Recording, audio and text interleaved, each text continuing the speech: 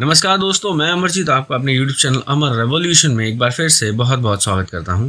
और आज हम इस वीडियो में पौराणिक सनातन ग्रंथों में बताई गई हनुमान जी की सभी शक्तियों के बारे में जानेंगे। तो चलिए इस वीडियो की शुरुआत करते हैं।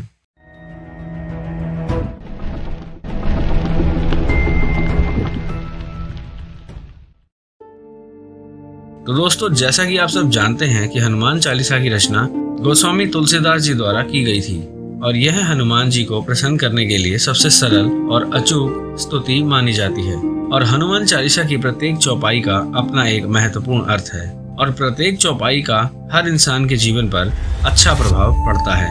इतिहास के अनुसार श्री राम जी के प्रिय भगत हनुमान जी को अष्ट सिद्धि और नौ निधि के दाता के रूप में जाना जाता है। यह चौपाई हनुमान चालीसा में भी मिलती है। अष्ट सिद्धि, नौ निधि के दाता, असवर दीन, जानकी माता। इसका मतलब यह है कि हनुमान जी की भक्ति करने से मनुष्य के जीवन में 8 प्रकार की सिद्धियां और 9 प्रकार की निधियां साकार हो जाती हैं। लेकिन क्या आपको पता है कि ये 8 सिद्धियां और 9 निधियां क्या है? अगर आपको इसकी जानकारी नहीं है तो कृपया इस वीडियो को पूरा देखें। तो दोस्तों, क्या आप जानते हैं कि हनुमान जी के पास 8 प्रकार की चमत्कारी सिद्धियां थी और इन सिद्धियों की वजह से हनुमान जी अपने शरीर को मनचाहे आकार में बदल सकते थे, किसी का भी रूप धारण कर सकते थे और अपनी मनचाही रफ्तार से उड़ सकते थे। और भी बहुत सी शक्तियां हनुमान जी में विद्यमान थी। यह 8 सिद्धियां कुछ इस प्रकार है: अणिमा, महिमा, गरिमा, लधिमा, प्राप्तिक, प्राकाम्य, ईशत्व, वशित्व। पहली सिद्धि है अणिमा। इसमें हनुमान जी अपने शरीर को एक अणु यानी एक एटम से भी ज्यादा छोटा कर सकते हैं, जिसे इंसानी आंखों से उन्हें नहीं देखा जा सकता और वो एकदम अदृश्य हो जाया करते थे और कहीं भी आ जा सकते थे। रामायण के अनुसार इस सिद्धि का प्रयोग हनुमान जी ने लंका में घुसने के लिए किया था। दूसरी सिद्धि है महिमा। इस सिद्धि से हनुमान जी अपने शरीर को अपने मनचाहे आकार में बड़ा कर सकते थे और कई बार हनुमान जी ने रामायण के युद्ध के समय अपने आकार को बहुत बड़ा करके असुरों का सामना किया और उनका संहार किया था। तीसरी सिद्धि है गरिमा।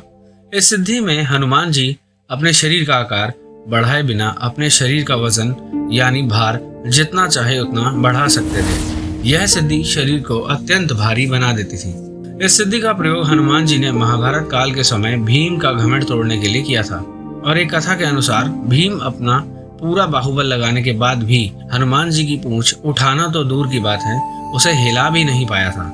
चौथी सिद्धि है लधिमा। इस सिद्धि की वजह से हनुमान जी अपने शरीर को जितना चाहे हल्का बना सकते थे और शरीर हल्का हो जाने से वे आसानी से उड़कर कहीं भी पहुंचने में सक्षम थे।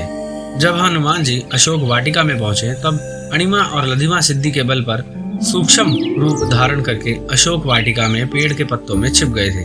इन पत्तों में बैठे बैठे ही उन्होंने माता सीता को अपना परिचय दिया था, जिसके बाद माता सीता ने हनुमान जी को उनके असली रूप में सामने प्रकट होने के लिए कहा था। पांचवी सिद्धि है प्राप्ति। इस सिद्धि के माध्यम से हनुमान जी किसी भी वस्तु को आसानी से प्राप्त कर लेते थे।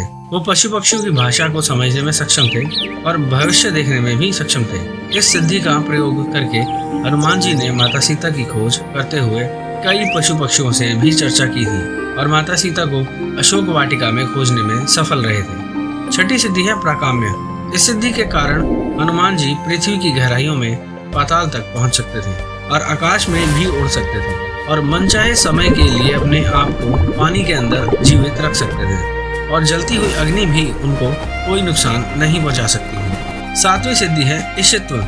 इस सिद्धि के कारण हनुमान जी को दैवी शक्तियां प्राप्त हुई हैं। यह सिद्धि साधक को ईश्वर की उपाधि दे देती है और इसी सिद्धि के कारण हनुमान जी ने संपूर्ण वानर सेना का कुशल नेतृत्व किया था और इसी सिद्धि की वजह से हनुमान जी युद्ध भूमि में घायल सैनिकों को जल्द से जल्द ठीक कर पाते थे। आठवीं और अंतिम सिद्धि है वशित्व। इस सिद्धि की वजह से हनुमान जी जितेंद्रिय हैं, यानी अपने मन पर नियंत्रण रखते हैं। इस सिद्धि की वजह से हनुमान जी किसी को भी अपने वश में कर सकते हैं और इसी सिद्धि की वजह से हनुमान जी को अतुलित बल के धाम कहा जाता है और एक बार वश में हो जाने वाला प्राणी फिर हनुमान जी की इच्छा के अनुसार ही काम करता है। तो दोस्तों, ये थी हनुमान जी की 8 सिद्धियां और अब मैं आपको 9 निधियों के बारे में बताऊंगा। यह 9 निधियां हर इंसान के जीवन में काम करती हैं। यह निधियां इस प्रकार हैं: पद्म निधि, महापद्म निधि, नील निधि, मुकुंद निधि, नंद निधि, मकर निधि, कश्यप निधि, शंख निधि, खर्व निधि। पद्म निधि लक्षणों वाला मनुष्य सात्विक प्रवृत्ति वाला होता है। वो सोने चांदी को एकत्र करके उसका दान भी करता है। महापद्म निधि लक्षणों वाला मनुष्य अपने जमा किए हुए धन को धार्मिक लोगों पर और धार्मिक कामों पर खर्च करता है। नील निधि के लक्षणों वाले मनुष्य में सात्विक तेज ज्यादा रहता है और उस इंसान की बनाई हुई संपत्ति 3 पीढ़ी तक रहती है। मुकुंद निधि, मुकुंद निधि लक्षणों वाला मनुष्य रजोगुण संपन्न होता है और वो राज्य संग्रह में ही लगा रहता है। नंद निधि, नंद निधि लक्षणों वाले मनुष्य में राजस और तामस दोनों गुण होते हैं। वे अपने कुल का आधार माना जाता है। मकर निधि, मकर निधि लक्षणों वाला मनुष्य हथियारों का शौकीन होता है और उसे हथियार संग्रह करने का बहुत शौक होता है। कश्यप निधि, कश्यप निधि वाले मनुष्य में तामस गुण होता है। वो अपनी संपत्ति का स्वयं ही उपयोग करता है। शंख निधि, शंख निधि पूरी एक पीढ़ी के लिए होती है और इस निधि के लक्षण वाला मनुष्य स्वयं अपनी ही चिंता में और अपनी ही इच्छाओं में डूबा रहता है। ऐसा व्यक्ति कमाता तो बहुत है पर उसका परिवार गरीबी में ही रहता है। खर्व निधि, खर्व निधि वाले व्यक्ति के स्वभाव में इन सभी निधियों के मिले जुले फल दिखाई देते हैं। तो दोस्तों, यदि हनुमान जी की कुछ अद्भुत शक्तियाँ, आपको ये वीडियो कैसा लगा कृपया मुझे कमेंट करके जरूर बताइएगा। और अगर आपको ये वीडियो अच्छा लगा हो तो प्लीज इस वीडियो को ज्यादा से ज्यादा लाइक, शेयर, कमेंट जरूर कीजिएगा। वीडियो को पूरा देखने के लिए और अपना कीमती समय देने के लिए आप सभी का बहुत बहुत धन्यवाद।